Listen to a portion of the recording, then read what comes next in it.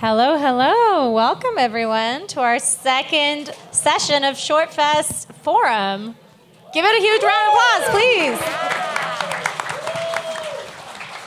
You are here for Ask Me Anything festivals. If you were here this morning, you know that this is a little bit different than your traditional panel where there's a conversation and then a Q&A at the end. This is more of a Q&A throughout. So I'll start it with one question. I'll introduce our panelists. And then from there, really, we're handing it over to you. No pressure, but also some pressure. Please ask all your questions. We only have about an hour, so make sure that they're thoughtful and brief ones for the most part. And we'll get through as many as we can. So yeah, thank you for being here. I'll go down the line. Here we've got Francis Roman from South by Southwest. We've got Paul Sloop at the Cleveland International Film Festival. We've got Meg Weichman with SCAD Savannah Film Festival. We've got Ritesh Mehta with the Indian Film Festival of Los Angeles. And we've got Kate Mason with Film Independent. All right, so to kick it off, first of all, I know I introduced you just with your associated companies, but if you could tell me what your role is at the festivals that you work at, and then also what is one misconception that you think that filmmakers might have about the programming process in particular? Yes. And then we'll kick it off to you after that. I like that energy. Thank you. I'm the Senior Film and TV Programming Manager at South by Southwest, and I lead the Shorts program curation. I also oversee our accepted filmmaker process. So once we have a program, we have filmmakers, and we want to take care of them and make sure they have everything they need. So that's mostly what I do. And do we want to do what's the biggest misconception first? Yeah, sure. Yeah, you can go on that. I think the biggest misconception is that your film isn't seen. Get that question a lot.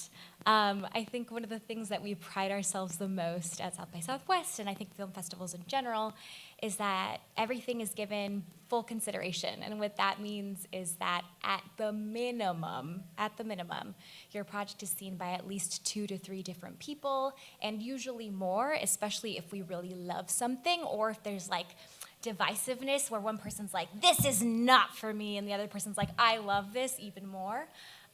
So just to know that everything is given full consideration. Okay, well, in addition to Cleveland, I'm the shorts programmer at Cleveland, but I do features and shorts for a couple of other festivals. I'm the director of programming at Film Pittsburgh and at the Cordillera International Film Festival. So after 21 years of doing pretty much shorts only, the last 6 years I've been doing features as well. So that's a whole different world. As far as shorts go, that's my true love. I love shorts I got into this simply love of the game. Everything at Cleveland. If it's related to shorts, you're typically talking to me early, you're talking to me late. I'm there with every single program. So much like Francis has mentioned, I'm going to be your point of contact for every part of the game. I would say from a misconception standpoint, similar to her, is that it's not who you know. We get 300 plus alum films every year, and there are way more alum films that do not make the lineup than that do make the lineup, because we're always looking for just the best films, new voices, introducing artists to our audience. The Cleveland Festival is an audience festival. It's not an industry festival, so it's just a huge audience of people who love coming to see films.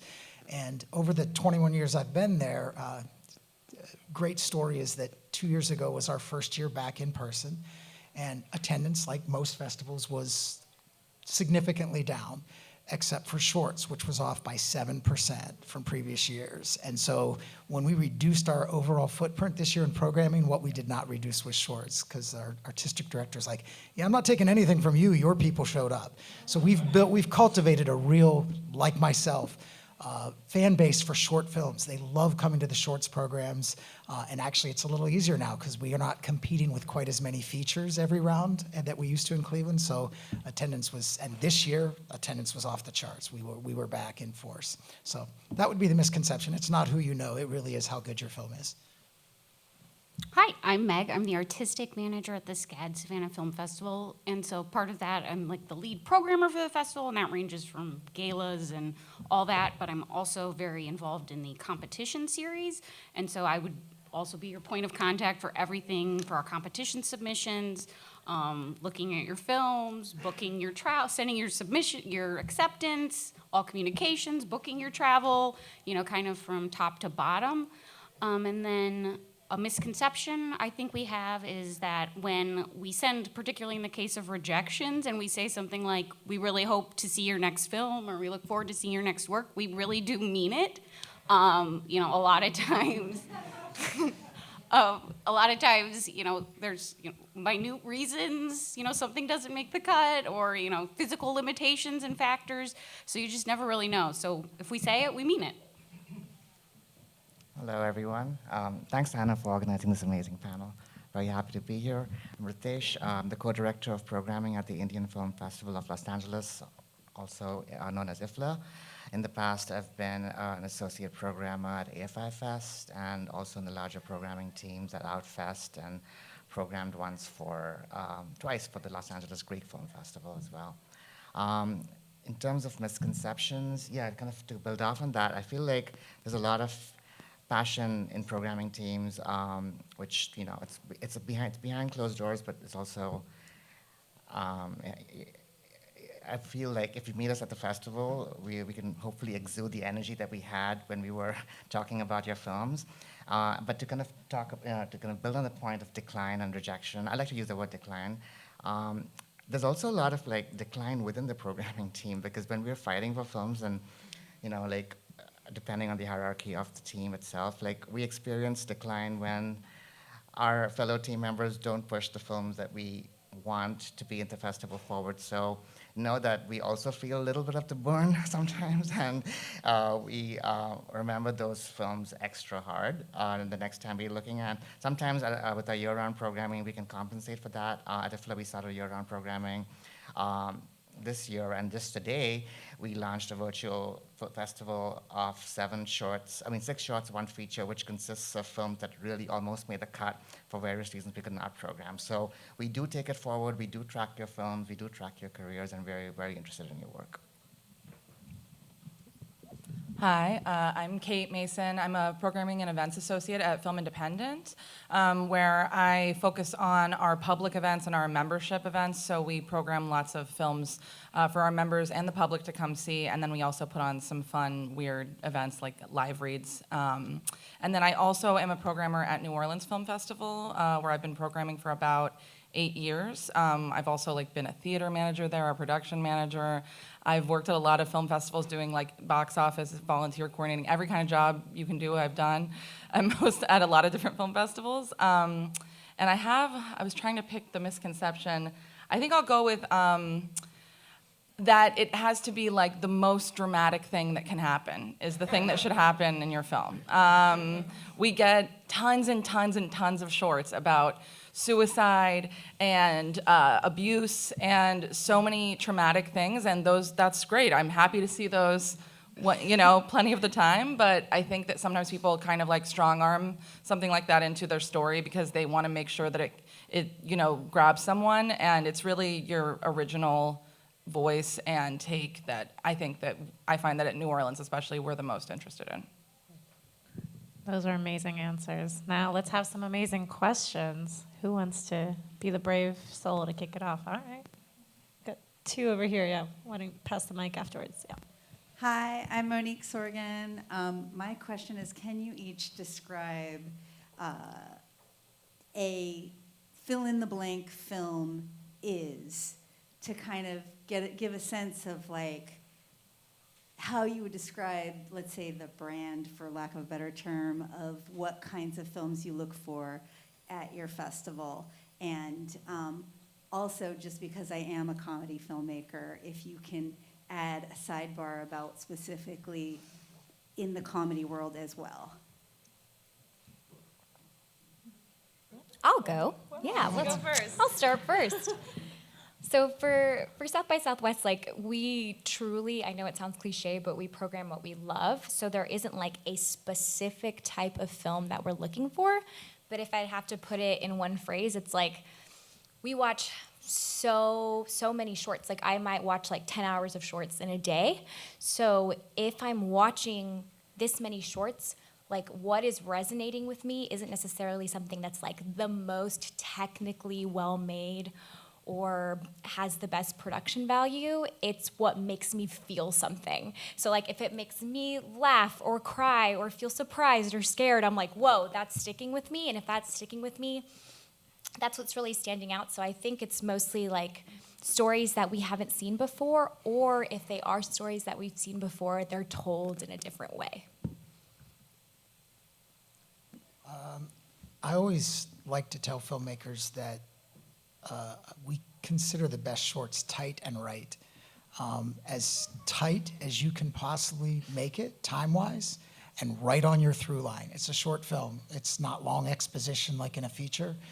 And so the things that will trip you up is trying to put too much into a short that's really about one thing, but trying to, you don't have time to develop secondary characters and stuff like that. So over the years, I've come up with tight and right. Be as tight as you can on your time and right on your story. But having said that, I'm not telling you to make your film shorter.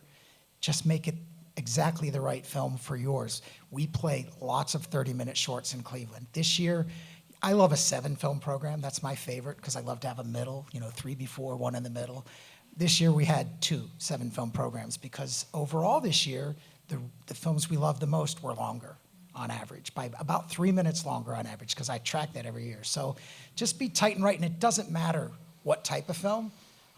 We're constantly looking for comedies because we need that. We make mixtape blocks, for lack of a better term. We never play a themed block where you get hit over and over again with emotion, the same emotional beat. We want each of the emotional beats. We want to make you laugh. We want to show you a doc. We want to show you animation. So in every one of our blocks, you're going to see our 6 beats for sure and maybe 1 bonus beat.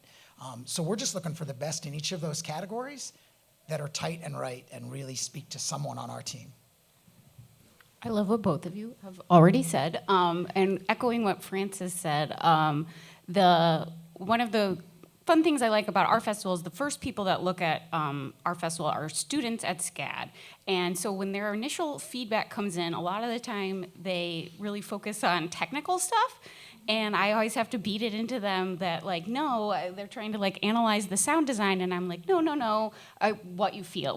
How did it make you feel? Did it grab you? What would you tell your friend about this film? And so, yeah, it's really, there's not a specific thing we're looking for, but yeah, a voice that stands out, a point of view, not any particular subject matter. Again, the heavy issues doesn't need to be that. And as far as your part about comedy, I mean, I'm always like craving comedies and feel like I don't get enough to see. So I think that always stands out. A film, to describe a film, so there was a film that we played last year. It was called 1978, but this filmmaker who at the time was called himself Hamza Bangashna, goes by Zarar Khan. And it was, we were expanding. We called the Indian Film Festival of Los Angeles, but recently we've been expanding, very, very intentionally to include South Asian diaspora and films from the subcontinent as well. So there was this one film that we fell in love with by Zarar Khan called 1978. It's about 2 brothers in Pakistan at the time who they're Christian in a largely Muslim country and in a predominantly Muslim country, and it's about their experience of marginalization, but it's still with so much humor and style, with a very distinctive visual flair. And it's a comedy, and it's funny because of the casting, and we just fell in love with the characters. Again, echoing what everyone says, it's about like the voice of the filmmaker was very clear. We were also considering 2 other shorts by him that year, but we just had space for 1 film, and now we're tracking his feature. So it's just that we're looking for films that we love, and we are sometimes very precious about our tastes, but also at IFLA, because we're representing such a large diaspora and such a large subcontinent with so much diversity, inclusion matters a lot. So we have linguistic diversity, for example, that we're looking for. and we kind of sometimes have to, find films that will cover different kinds of diversity, including linguistic diversity and socioeconomic diversity, because our audiences also reflect that diversity in Los Angeles. I'll focus on comedy because I agree kind of with what everybody said about the voice and the originality and something that grabs you is what we're looking for. I love comedy. My personal life has a lot of comedy background, and I think that one of the things that people have a hard time with is it's very unlikely. I would say that in general, a short comedy, it's very unlikely that it's going to be something. If it's really good, probably not everyone on the programming team will like it. I feel like a good comedic voice usually has a real point of view, and it's not really for everyone. Making something that's very broadly comedic is usually you're sacrificing your point of view to do that. And so I think that with comedies, it's really important to kind of narrow in on, what your take on the world is, what you, when you think about comedies that you admire, are they silly? Are they absurd? Are they sardonic? What is the vibe that you're going for, and really, really honing in on that? Because I think, I have a colleague who's the artistic director for the Atlanta Film Festival, and so I don't want to steal this from him, but he always says, festival programming is counter-programming, and I think that we want to, I personally don't usually want to give spots in the festival to something that I feel like I can watch already on TV. Especially with comedies, it's I don't want it to feel like something that we see all the time on television or in movies that have big, comedic premieres. I want to see something that feels new and fresh and a different take when it comes to comedy too. So I would you have to kind of take the risk of being maybe this isn't for everyone, but at least it reflects my point of view, and that means that someone else will resonate with it and then fight for it. We had a question over here. Yep. Hello, my name is Erin. And so my question has to do with the zeitgeist over time. If you're looking backward during different time periods, and you might think oh, for a while we were getting a bunch of films about this theme or subject. I would love any anecdotes about past, present, or what you predict the future of just things you've noticed that have been in the zeitgeist. Because I find that I don't want to give my own anecdote. I want to hear from you guys. Talk about that. I can reflect back and say that I remember the couple years after 9/11, finding comedies was almost impossible. It was as though what was in the zeitgeist was this heavy weight, and the entire artistic community was feeling that. And so while we didn't get a ton of films that were about 9/11, you could feel what culture and society was feeling because of 9/11, and just finding diversity in tone was far more difficult for those couple of years. Other than that, I think all of us know that every year there's something that we get 2, 3, or 4 films that's on the same topic. Mm-hmm. And what's really tough is when you love 2 or 3 of them and you're okay, how can we play the same beat, the same storyline, just told in a different way? And many times we do. If we love them, we've got 25 programs, so you play one on Monday and one the following Thursday in a totally different program. But none of them are jumping out, but every year there's something that, okay, that's the 3rd film I've seen where that happened, where it's somebody's dog got hit by a car and somebody made it funny, somebody made it sad, somebody, why are dogs getting hit by cars this year and all the short films, But it does happen, and it's hard to explain why. Yeah, we never set specific themes for the year. The work dictates what is coming forward. One year, for some reason, we had there were a lot of films that were about older folks and friendship, which was really cool. That's cool. But then also, the past presidency that we had before, there were certain films that were coming out of that time. So a lot of films on immigration and immigration rights. Also reproductive rights. But there isn't a theme that we set, it just kind of magically shows up. I'd say that sometimes filmmakers, we get surprised to learn what the zeitgeist is, or we kind of to see how it emerges in the films that we get. And in 2019, our festival was in early April, and the election in India, the national election, was later on in April, and one of our alumni submitted a 4-hour, 8-episode kind of documentary expose called Reason. And he sent it to us like in March, and we were like, we had almost locked our program, and we saw it, and we were like, this is extremely important. It's pro-democracy, it's critiquing the government, this very problematic government, this Hindu supremacist government. And we just said, we have to play it. And we had to kind of find the slot for like a 4-hour. So it was like a Sunday afternoon, like before our closing night, and everyone showed up. And a lot of the filmmakers sometimes filmmakers come to festivals and they disappear. Please don't do that. Please stay with us.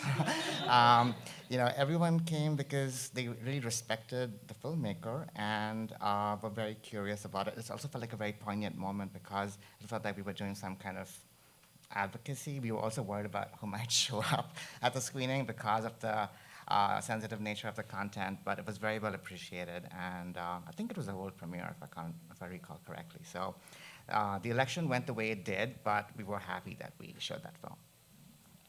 I think that, there are themes every year that you see, like if a movie does well in the mainstream, then I think you often see like versions of that afterwards. That happens a lot.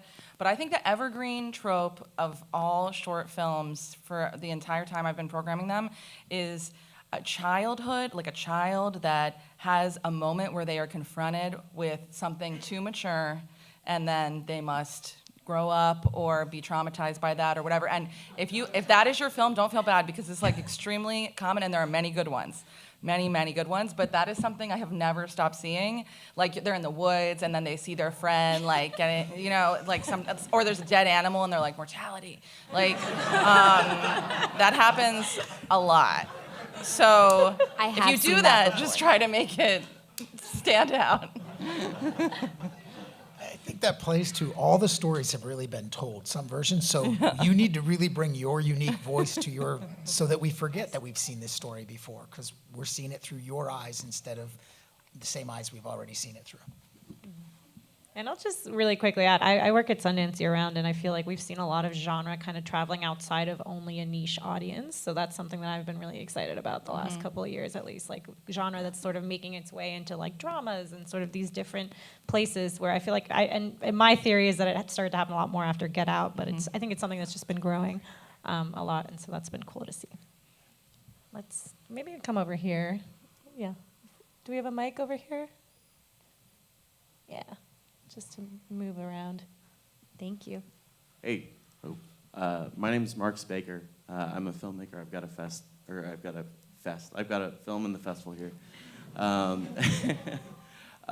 My question was about when you are in that curatorial stage and you're putting together the blocks, you're deciding what films are going to be in the festival, what those conversations look like with you and your team. I imagine it's a little different for all of you.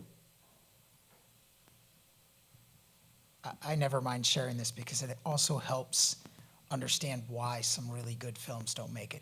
We've reached the point, I started 21 years ago. Honestly, in the first few years, that was never a problem.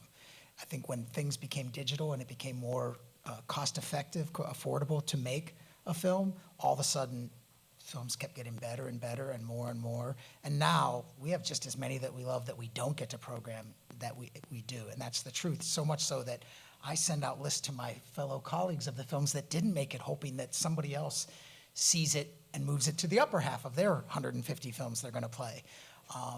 But the process for us, because we're doing those mixtapes, is not to just go through and pick our 150 favorite films. We're looking at, okay, so let's say I have 15 numbered films. What are our favorite 15 comedies? Because we're going to put one in every program. What are our favorite 15 serious dramas? Because we're going to put one of those in each one. Animation, documentary. So we're really going through and picking from each category so that then I have what I need to build the programs that I know the audience will love. That's why they come back over and over again. They don't even need to know what the program is. We just call them Shorts Program 1, Shorts Program 2. And they come because they know they're going to get that mixtape experience over and over again. And the only exceptions to that is we do have a couple after hours blocks. I always say it's actually somewhat easier to get in with a genre film because I have lots of programming time. There's a very specific audience for that content. And we end up with 2 whole programs of that content. Having said that, it's a mixture of dark comedy, horror, thriller. It's not just one beat either, because we still look to do the same thing, mixtape. So that process is we sit there and we literally go through, okay, here's the 35 comedies we flagged, which 15? And then the war is on. A room of 5 people start debating it, and it's what makes it, I send out an email every year that says, I'm a little heartbroken. I really am, because I've fallen in love with your work throughout the year, and to have to say no, I know what you go through making your films after all these years, and it really is hard to say no. So it's a brutal process to get down to it, and that's what I say all the time to filmmakers. It's like, it's rough. I know what you're going to go through. Hang in there. Keep doing your thing.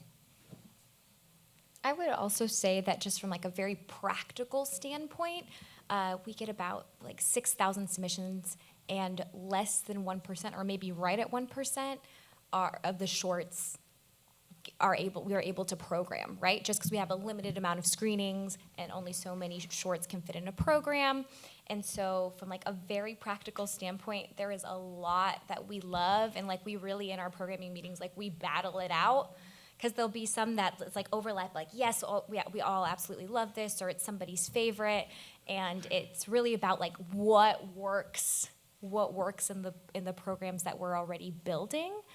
I would also say just from like a submission process standpoint, like when a project is submitted, like the way our process is that we send it out to be seen by at least 2 to 3 screeners, and then the grades come back. Like we have our evaluation set up on a rating from like 1 to 10, 10 being the like EGOT, Grand Slam, the best movie you've ever seen in your life is a 10.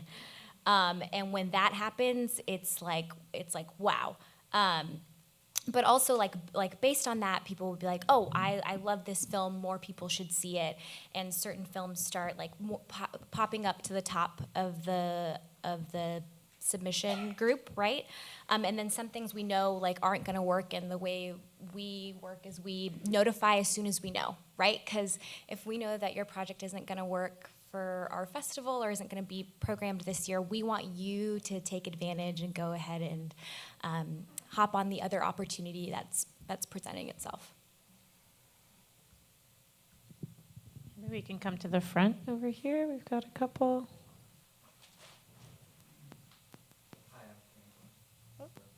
It's working. Yeah.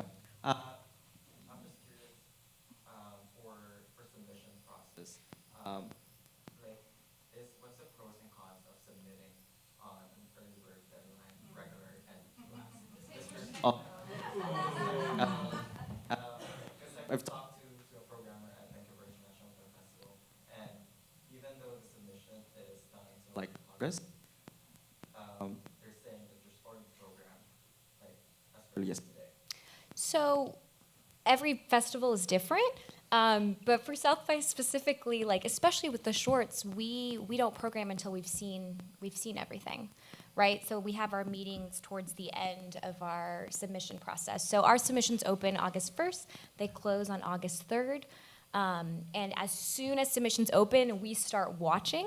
So your projects are going through the consideration process, but decisions haven't been made on the final program until the end, because we want to see everything that's coming to us. And sometimes we have fabulous films that are coming in August, but we also have fabulous films that are coming in October.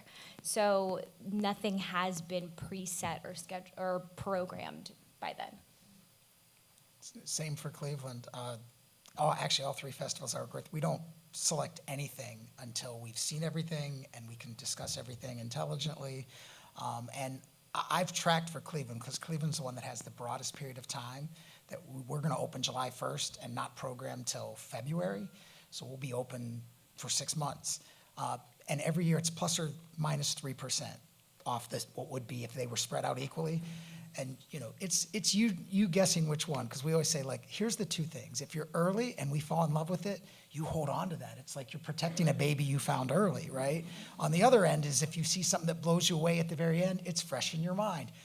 Both of those potentially work, but there's no advantage one over the other. It really ends up being what did people love in that group, no matter when they saw it, because they end up taking it on as their own and trying to protect it to make sure it gets into the programs. I'd say same. I don't think for New Orleans, it makes absolutely no difference. If you can submit it early and save money, you should do that. That's the way to go. But obviously if it's a rough cut and there are, parts you haven't gotten to yet, that's something to take into consideration because, we can't say for sure how much it makes a difference.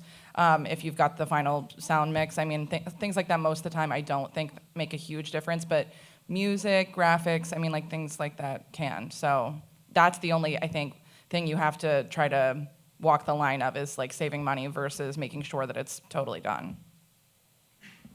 Do we have any on this side? I'm going to keep zigzagging. Yes, right over here. Hello. I have a quick question. I guess it's kind of about the politics of storytelling.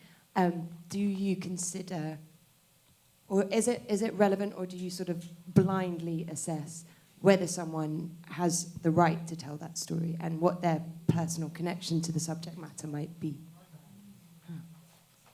I don't mind starting on that one. That's it's really very, very important to New Orleans Film Festival that we're not giving a platform to stories that are extractive. It's something that's been only becoming more and more important to us in our programming values, that people are telling their own stories or stories that they have put in the work to be really connected to, especially if they're working with a community that is basically a big contribution of the value to the project. If you're spending time with a character in a community, perhaps played by an actor from that community, and it's hard to say doc's narrative. I think it matters in both. I think a lot of the time it just shows. If you're doing something really extractive and you're not really a part of that community, I think it usually is something you can kind of feel when you're watching it. But we do read every single director's statement. We ask custom questions about what your connection is to the community that you're portraying, and we really care about your answers. So I would say if occasionally we get them and we'll like the film, but we're curious about that part, and sometimes the director just hasn't answered that question on the form, or kind of skates around it, and that's kind of a very good, quick way to get out of the running, because we don't like that. So I think that it's really important to make sure that you're the right person to tell the story that you are trying to tell. I could talk about this forever, so I'm just gonna cut it off. I'll piggyback off of that. I think a big thing is authenticity. You can tell when someone is just trying to check boxes. You're something is off about this project, and you can feel that when you're watching it. I will agree with both those things and add that over the past 5-6 years on this topic, what all of my festivals have done is if a team seems to like it a lot, but it's not clear, we go to somebody in our community that's part of the community being represented and have them say, because then we have that this is legit. I'm okay with it. Because oftentimes it's answered. There's a difference between someone directing a film that was written and portrayed by the people that's representing, Yes. but you see the picture of the director and you go, but then you read, the writer and the producer, everybody else on the team, they just picked this director to make their film. That's totally legit. But if you don't have that answer, but you still love the film, to me, then you need to go to the community that it's representing and have them tell you, it's reductive or whatever it is, and get an answer before you make that call. I'm curious, Kate, do you read the director's statements before you watch? That's a great question. Sometimes yes, sometimes no. Honestly, I think that it depends on, it's my strategy for staying engaged sometimes is to read more about the film before I watch it, just to keep me from zoning out a little bit or something, which, we're only human, it happens sometimes. But I try not to. I would prefer, if I could always do it, I would, by choice, I would do it after, but occasionally I do read it before. Yeah, because I think the film will reflect that best, Yeah. and then maybe when we look at the director's statement after, it might raise questions. Yeah, that too. Outstanding question. Really one of the hot topics these days. So. Yeah, and I'd agree. I think I agree with all the points being made. Sometimes films that we like but somehow can't fully commit to. We've discussed the same film over 4 programming meetings over 3 months, and then if we can't still kind of commit, we realize that it's probably because of the authenticity in the storytelling, or the kind of way that the director is challenging or not challenging the hegemony based on their own cast, based on their own identity preferences. Plus, in a complex society like South Asia, there's so many vectors of difference, and one of them is caste. And then, we especially question that. And me being from an upper caste, we have to sometimes go to go to people, as Paul was saying, to kind of help us discern whether the film's voice is authentic and the politics are authentic and valid from the filmmaker's point of view. And we really look for inclusion here because rarely do we see filmmakers of lower caste having the chance to talk about and make their own stories, so we kind of look out for those films as well. But when it's an upper caste filmmaker talking about lower caste, it's very problematic, in addition to all the other intersectional problems. So it requires a careful evaluation, and I think that our programming team, we hire also programmers that also reflect this diversity as much as we can, and or have connections in their networks who can speak to these films. Question here in the middle. Why don't we go in the red first, and then we can, yeah. Thank you. My name is Kamishia. I have a Film Choices that's in the market here, and I have a question about does a filmmaker standing in the industry impact whether or not their film is selected for a festival, particularly for the bigger ones, South by Southwest, or all of them actually. So do you ever consider that, like what they've done in the past or where they are in their careers as to whether or not they get chosen for the festival? Well, specifically for the shorts, like we're ultimately programming like what we love and what stands out to us. That being said, we're looking for new voices and discovery. So if somebody who is super famous and submitted a short and their short is awesome, but they are super famous, they probably don't need South by Southwest to launch their filmmaking career. Like one of the things that I'm most proud of is that like South by is really, it's a game changer. Like it really can be a launching point to like premiere at South by and then do the rest of your festival run, and it can be really, really game changing. And so we definitely take that into consideration because we're looking for newer voices and newer stories.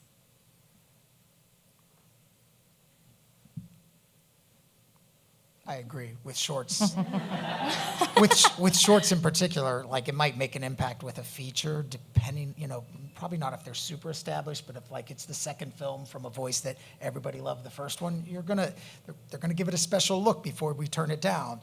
But with shorts, you have some favorite alums that love making shorts, and you just love their voice, and they're making shorts as a passion project, just like if you love it that much, but in the end, I think we're most excited when we're finding somebody, this is a first film, or they don't have a big film yet, this one's great, and this is a voice that the community and other artists need to see and maybe work with down the road. So yeah, in the shorts game, it's like actually newer voices, more exciting. Yeah. We had a hand over here that we were gonna move over. Oh, are we down to one mic? Sorry. Hands are mostly over here right now, but. We're down to one mic. Oh, gotcha. Thank you. Hi. I was wondering if you guys could talk a little bit about cover letters versus, it's one thing when the festivals ask like these specific questions that you were talking about, but sort of the general cover letter aspect of submission. Like, what are you looking for? Are you reading them? Thank you. For South by, we actually don't take cover letters or EPKs or film stills. The way our application works is we have some standard questions, but the work speaks for itself. Because when you're in a screening, the audience isn't going to be able to read your cover letter. They're going to see the work that you put out. So we don't take cover letters.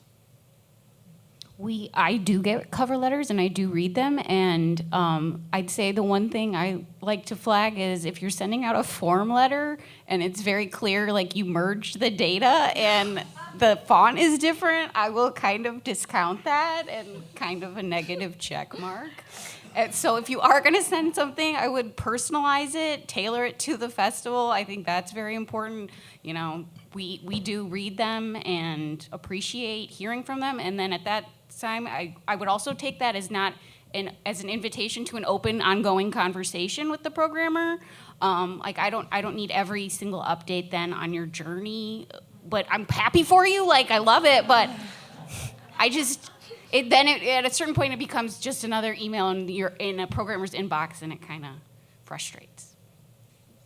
All 3 festivals I work for do accept cover letters, but I can tell you as a programming team, we don't read them until after we have identified a film that we're interested in, and then we're just digging in to see if there's even more reasons to plus it up, which is why I would say to you, you know, that's where to put any information. I mean, you also have your director's statement, which could have a lot of it. So for me, the cover letter where it has value is there something specific to our festival that we need to know? So our DP is from Pittsburgh. That would be really good to know. Or, hey, I'm originally from Aliquippa, just outside of Pitt. You know, depending on the festival, if there's some connection to that community, because that's a plus. No matter, some of the bigger ones, it may not be as much of a plus, and I love the big ones. I shop South by Southwest all the time, and have had great luck the last couple of years with the features for Cordillera, which is in July. But, you know, put in the cover letter something specific to the festival. More to her point, like that should be where you do add something personal, especially because most of us are not even reading it till after we love the film anyway, and that's where you would add information that would plus it up for that specific festival. Yeah, I agree with that. I think it's really, it's nice when you hear something in a cover letter that relates to the festival or the city of the festival, or people there. But yeah, I think in general, it tends to only affect the films that I think I'm kind of like middling on, because to be totally frank, if you sound kind of like a douchebag, then like I might be kind of like, I don't know, do we really want this guy? But if if it's really sweet and like you're familiar with our programming and you're like, oh, I saw this and this, it was very inspiring to me. I mean, like everybody reading them are people who are susceptible to flattery, to be totally honest. I just think that's true. I would also say on that when you're emailing a festival, remember that you're emailing real people. Like I think sometimes people will like email and think it's like into the void, and then they get a response and they're like, oh no, I shouldn't have said that. Should just remember, real people answering the email account. Yeah, I would, with emails, like don't send like one line, hello, no name, or sometimes you can't track us down, that's fine, but if it's just like a very strange, non-specific request that you're looking for information, but it's not clear to us what you're looking for, or we receive a lot of those emails which are kind of very vague, and sometimes the cover letters are also vague, which I find them often more puzzling than helpful. But sometimes it can be helpful when, to the question posed earlier about like the politics of storytelling, to kind of say something that you can't say, that you haven't covered in your bio, but why the story means to you at the specific time. Why is it relevant right now? All of that's useful. But with emails and cover letters, agree with everything that's been said. Like, we're real people. It's good to kind of get in the habit of knowing programmers also, I would say, like just to get it, and then be able to say, instead of saying, IFLA or South by accepted or declined me, say, these set of programmers, these real people are the ones who looked at my film and, accepted or declined. So that's like, just to say that cover letters can be useful, but think of us as real people who are trying to figure out and fill in the gaps and want to take your film seriously. Okay, let's go. So many. Let's go all the way to the back. Why not? Yes, you in the last row. Yes. Yeah, I think we've just got them over here right now, so we might want to keep the mic on this side of the room. Hi. I wanted to know what's the process for films that have had their premieres already in the country maybe, and if they've had awards, like is better the chances of you seeing them and selecting them, or on the contrary? I don't care. Yeah, it doesn't None of my affect it. festivals Yeah. For care shorts? about world premieres for shorts. Local premiere, that's it. We just want to be the first one to play it, like in the city of Cleveland, in the city of Pittsburgh, in the city of Reno. You know, that's all we care about. And I don't even, especially with shorts, I'm not even worried about if they're online, because sadly, in the shorts world, the audience that's coming to the festival is not spending their time sitting online looking for short films. They're coming to our festival to see what we've curated. That's their connection to the short film world. So many, many years ago, I was like, I don't care if it's online, but that we want to introduce and celebrate great work by short filmmakers. So that doesn't even matter. Now, Tribeca cares a lot, and if you get into Tribeca, I'm totally cool with waiting to play your film next year in Cleveland, because Tribeca and Cleveland are really close. Some care because of the politics of those festivals and what they set out to do. And I don't think that should be a negative knock on those festivals either, because they have a separate mission. They're doing a whole different thing, and they can help you. Having the Tribeca logo can definitely help you. But for us, it doesn't matter at all. We specifically tell our early round screeners not to look at or factor any laurels, if it has played at South by Southwest, which is great. But yeah, we try to keep them blind to watching the film and their reaction from there. I would also say, as far as premiere status, we play things that are world premieres, but we've also played things that are already online. It just depends on the film. If we love your film and it hasn't gotten very much attention and we want to share it, we'll share it. So as far as premiere status, that is not the main focus when it comes to shorts programming. All right, let's go in the middle over here on the left. Yeah, keep your hands raised. Yeah, sorry, I think it was in the middle, but I think I lost it because they put their hand down. Anyway, you win. Just checking. Hi, my name is Carolina. I came with the Avon Lady, and it was my first time. It's a comedy, so thank you so much for your feedback on the comedy, because it was daunting. My question is, we've had some wins, we have some losses, but I've had my producer say, if you didn't get into the so-and-so festival, try again next year. And I'm like, but they've already seen it. Why, it's already not a fit. Why try again? So would love to hear your thoughts on if it's worth the investment. I think every year is different. You never know why something didn't make it to the final program. I would also say that if you are submitting again, usually we recommend that you submit a version if it's changed significantly from the year before, right? But also, we have had films that we notified and didn't make it into the final program one year, and then the next year do make it into the final program. Definitely the same here, except the difference is I would recommend reaching out in those cases. Usually, you will have received my hot list email. If you're on that email, it might be worth it, but I'm also going to give you a waiver. If I think it really has a chance, I'm not going to ask you to pay a separate fee. I know the team scored it high enough, and that we might get a totally different mix of films where now that comedy that was number 17 or 18 on the We Need 15 list is in the top 10. So, and I think each year it's 2 or 3 films. Many times I specifically say, send it again, because we really loved it. It was one of the last ones that we were heartbroken about, and if we find a spot next year. But at least for all 3 of my festivals, I would say, communicate with me. I'll be honest with you, based on where it was, it's not worth, I don't want to disappoint you twice. I still might, even if I say yes, but if I think it has a chance, I'm just going to give you a waiver code to get it back in there and tell the team, hey, we're going to reconsider this and let's see what happens this year. I'll take this opportunity to bring up the importance of reading the rules and regulations for each submission. Absolutely.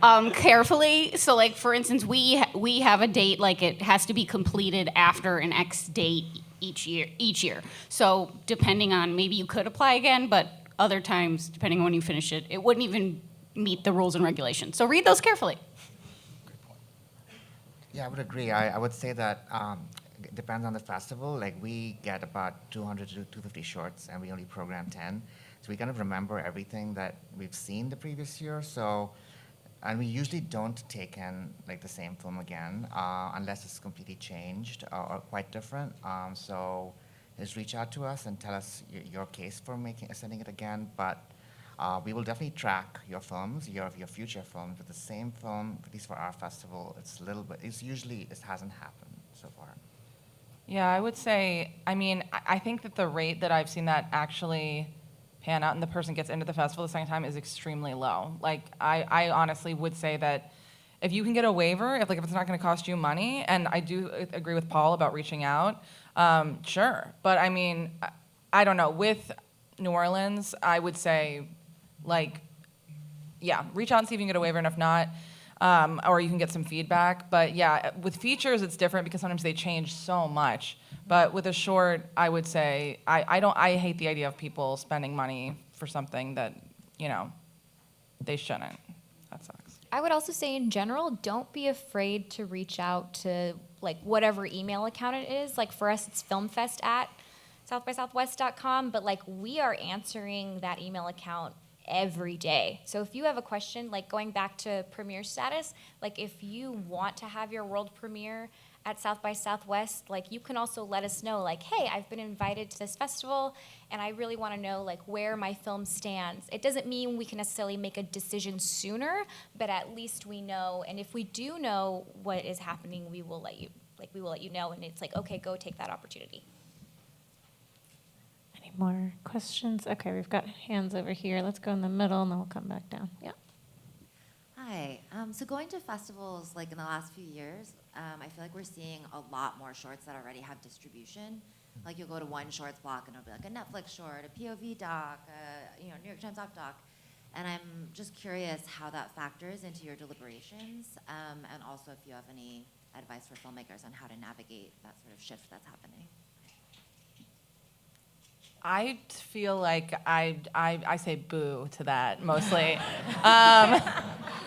It depends on the festival, though, so much. I mean, yeah, New Orleans is very discovery focused, and I'm not saying we have never done that. I mean, we definitely have played shorts that are New York Times op docs or something like that, but a lot of the time that's because either it's it's such a good fit for our festival and our audiences, or it's a filmmaker who has gone through our artist development programs and they're kind of, part of our family, and it's really important for us to celebrate their work. Usually there have to be other reasons like that. In general, I think what Francis was saying earlier about do they need this, or not? I think that there's so many good films that submit and so few spots in the festival that I really try not to give one away to someone who does really clearly it wouldn't mean that much for their film that's already gotten distribution versus somebody who there's their first film they made in their basement in Tennessee or something. I want their film. Yeah, rules and regulations, boo. But there's exceptions. There's exceptions sometimes, Yeah. like the New York op docs. Yeah.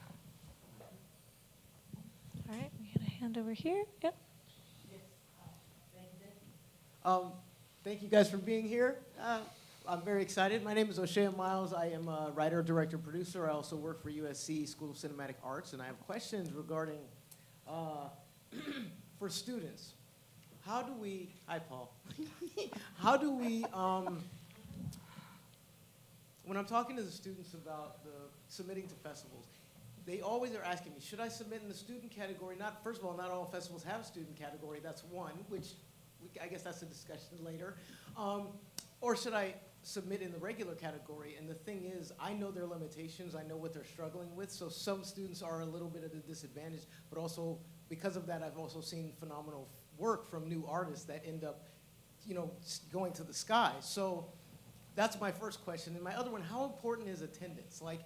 A lot of my students cannot always make these festivals. It's so challenging financially. I know festivals also cannot afford to bring people there. So I'm in this interesting place where I want them to do as many as possible, get as much exposure as possible, because we have these amazing new voices that are coming out, and you don't know what they're going to become. And I really want to support them in the best way I can, so I really want your advice on what is the best way to go about that. So for the first part of your question, for our shorts program, we don't have a student category, so all the shorts are considered in the same, they're considered in the same group. The other thing is, no one is a bigger advocate for your project than yourself. So while it's technically not required to attend the festival, like that is your opportunity to meet people, to have people see your films. Something that's really unique about South by Southwest is like we take over the entire city of Austin. Like it is insane. The bias is strong, but it's a great time. And like we have the Film and TV Festival, we have the Music Festival conference, we also have an educational conference as well. So there is so much going on, and the people in your audience, they're not just lovers of short films. They are musicians, artists, people who own tech startups. It's like you never know who's gonna be at your screening, and how can you meet them if you're not there? So I would say, like, I understand that, like, financially it can be very difficult, but I do say, like, you are your biggest advocate. So if you can attend with your film, you should. Similarly, well, first of all, kudos to this festival, Palm Springs. I have a great relationship with the USC Film School for many years now because of coming here, where I met Sandrine and got to know the USC team that's been in place for years. So hence the, hi, Paul. The student category, much like South by Southwest, we have it as a box only because there's going to be an audience award for the film that happened to be made by a student. But at no point are we looking at that when we're considering the films. We know when everything shakes out in the 150 films, there's going to be 10 to 20 to 30 films that happen to be student films from different places. Every year we have 2 or 3 USC films at a minimum. So it's worth marking to make sure it's there, but I think most of us aren't, there might be a special category, but we're still considering the films with every other category as far as that goes, and you have a chance to win an award. And attendance, couldn't agree more. I do think it's worth it, since money is an issue, being strategic, trying to do the homework to know that, yeah, if you get into South by Southwest, you want to go. Sadly, they're so close to me, I've never been able to attend because Cleveland and South by are really, we're both very busy at those times. They couldn't attend Cleveland and I couldn't attend there, but I know a lot of filmmakers who've been there and they love the experience. Same with Tribeca. If you get into one of those big ones, you got to go. The networking and opportunity for you is there. Cleveland, similarly, because it's heavily attended by filmmakers, because we're well known for having a huge audience, so a lot of people are going to see your film and have great Q&A. So knowing, am I going to get a return on that investment because I'm going to get to meet a lot of other filmmakers? And I think that's the most important thing, to meet and become part of the broader filmmaker community. And so I always think festivals are networking opportunities for filmmakers, and that's the way you should try to manage them. Hi, Oshia. How are you? I think my programming coordinator reached out to you for USC submissions this year, or someone, because we did get a few. We love student films at IFLA. I think some of the shorts, sometimes like out of 10, there's like 4 student shorts that we program, and they just like usually are just fantastic. We can't wait to see what these folks are going to do later on with their careers, so we definitely encourage it. And yeah, I think in terms of attendance, again, every festival is different. We have limited travel budget, and we tend to assign it more for features. If you're a shorts filmmaker all the way in the subcontinent, we understand that if you can't make it. But if you're a student in Los Angeles at USC or Cal Arts or somewhere, unless you're out of town, like we would expect you to be there, and I'm sure everyone would want to be there because, as everyone said, it's super great networking opportunities, and this is a great charm of seeing your film in your own city. There's something special about that. Unfortunately, I have the very sad job of wrapping this panel up now. I know we could keep going. Thank you so much to all the panelists for joining us today. Thank you for coming.